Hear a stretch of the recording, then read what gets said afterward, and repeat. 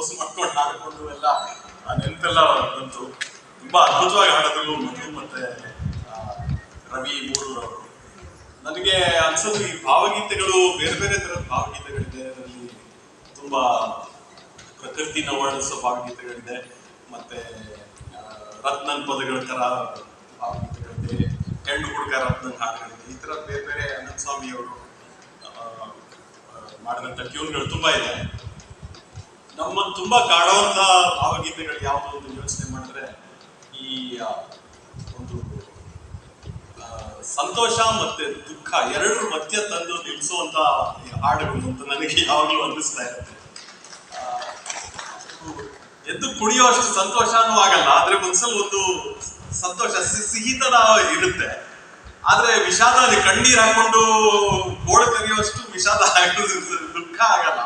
ಅದೆರಡರ ಮಧ್ಯ ಒಂದು ಬಹಳ ಸ್ವೀಟ್ ಸ್ಪಾಟ್ ಅಂತ ಅನ್ಸುತ್ತೆ ನನಗೆ. ಅಲ್ಲಿ ತಂದು ನಿಲ್ಲಿಸುವಂತ ಹಾಡುಗಳನ್ನ ರಾಜು ತಗಿಲ್ ಕೇಳಿದಾಗ ಅದು ಯಾವಾಗ್ಲೂ ನನಗೆ ಹಂಗೆ ಅನ್ನಿಸ್ತಾ ಇರುತ್ತೆ. ಅದು ಆ ಸ್ವೀಟ್ ಸ್ಪಾಟ್ ನ ಹಿಡಿಯುವಂತ ತುಂಬಾ ಅದ್ಭುತವಾದಂತ ಪ್ರತಿಭೆ ರಾಜುದು ಅಂತ ನನಗೆ ಯಾವಾಗಲೂ ಅನ್ನಿಸ್ತಾ ಇರುತ್ತೆ. ಸೊ ಇವತ್ತು ನನ್ನ ಹಾಡಿ ಮತ್ತೆ ನನ್ನ ಹಾಡಿನ ಬಗ್ಗೆ ಮತ್ತೆ ಅಭಿಜ್ಞಾನ ಶಾಕುಂತಲ ಅದರ ಮಟ್ಟಗಳನ್ನ ನೆನೆಸ್ಕೊಂಡಂತ ನಿಮಗೂ ನನ್ನ ಧನ್ಯವಾದ. ಮತ್ತೆ ಇಲ್ಲಿ ನೀವೆಲ್ಲರೂ ರಾಜುನ ನದಿಯ ನೋಡಬೇಕು, ನದಿಯ ನೋಡಬೇಕು.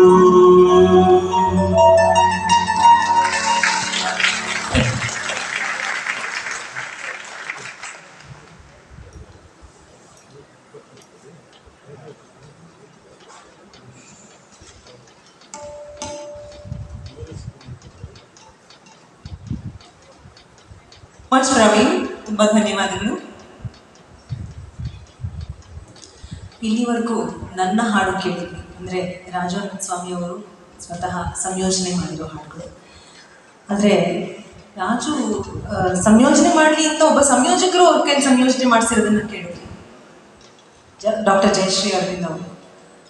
ಸೊ ಸಂಯೋಜಕರಿಗೂ ತಮ್ಮ ಹಾಡುಗಳನ್ನು ಇವ್ರ ಹತ್ರ ಸಂಯೋಜನೆ ಮಾಡಿಸ್ಬೇಕು ಅನ್ನೋ ಒಂದು ಆಸೆ ಇತ್ತು. ಅಷ್ಟು ರಾಜಾನಂದ ಸ್ವಾಮಿ ಅವರ ಸಂಯೋಜನೆಯ ಪ್ರಬಲತೆ. ಈಗ ಬಂದ ಹಾಡು ಅಂತ